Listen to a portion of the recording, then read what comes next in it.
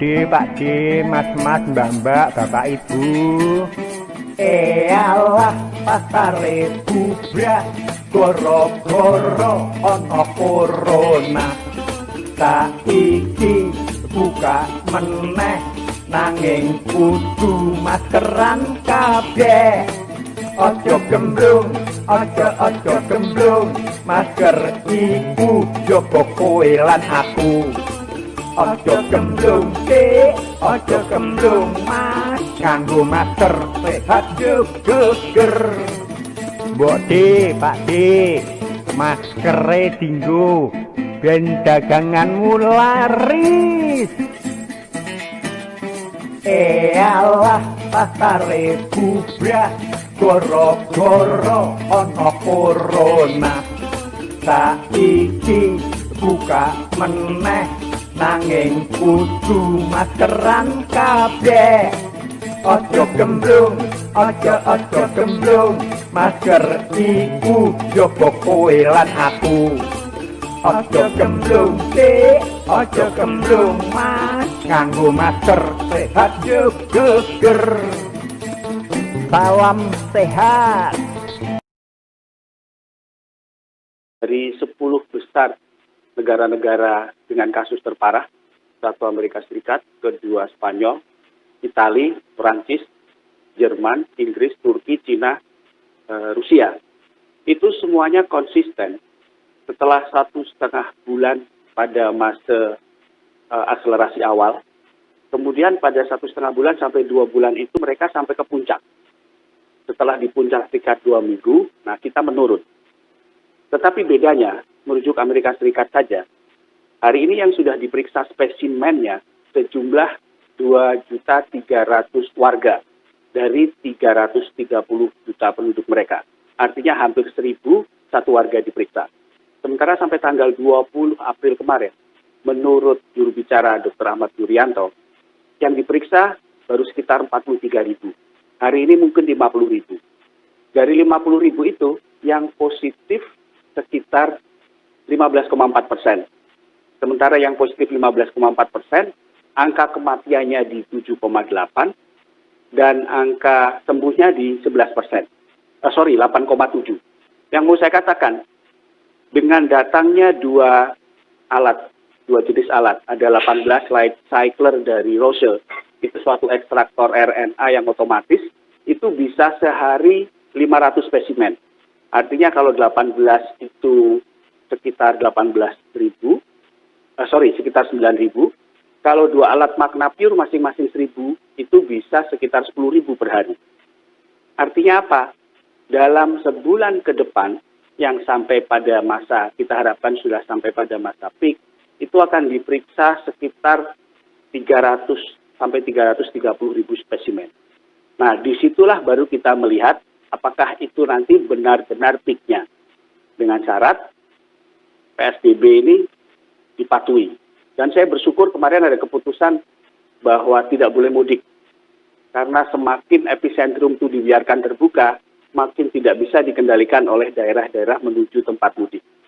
Jadi menurut saya, puncaknya itu akan di sekitar minggu ke-2 Mei sampai awal Juni. Angka yang kita dapat sekarang ini bukan angka yang real, masih angka yang semu.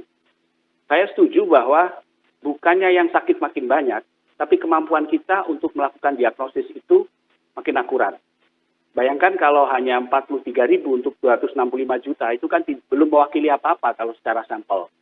Nah, manakala desentralisasi light PCR dengan semua alat di sekitar 36 laboratorium sudah terjadi, konsekuensinya angka positifnya akan makin tinggi, tetapi jangan lupa, angka kematiannya akan turun dan angka sembuhnya akan naik.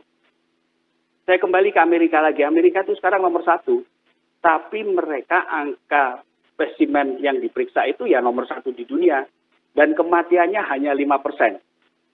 Ingat, makin besar yang diperiksa, maka kemungkinan memperoleh data yang makin valid itu makin tinggi. Jadi bukannya ini yang sakit makin banyak. Kita kan sudah kehilangan jendela kesempatan selama 1 bulan.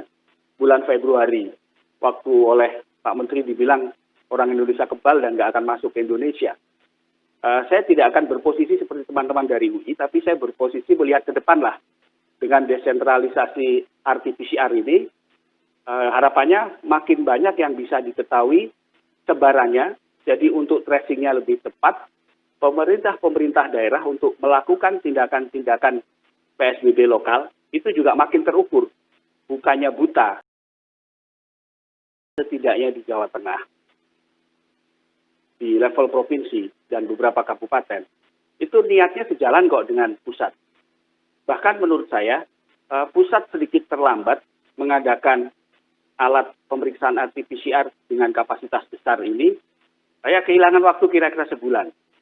Jadi sederhananya begini, manakala kita lihat tren positif, itu konstan kok.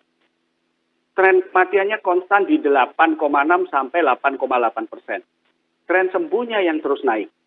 Jadi saya yakin manakala RT-PCR ini makin banyak yang diperiksa, nanti angka kematiannya akan menurun, angka sembuhnya akan naik.